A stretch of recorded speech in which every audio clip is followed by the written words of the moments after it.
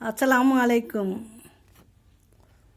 தூக்கி போட்டால் துவண்டு விடாதீர்கள், ஒதுக்கி வைத்தால் ஒதுங்கி விடாதீர்கள்.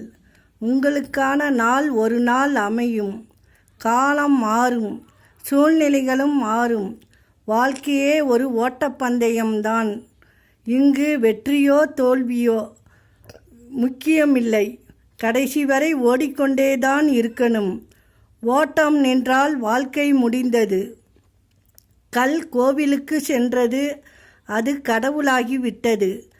ஆனால் மனிதன் 1000 முறை கோவிலுக்குள் சென்றாலும் மனிதனாக ஆவதில்லை.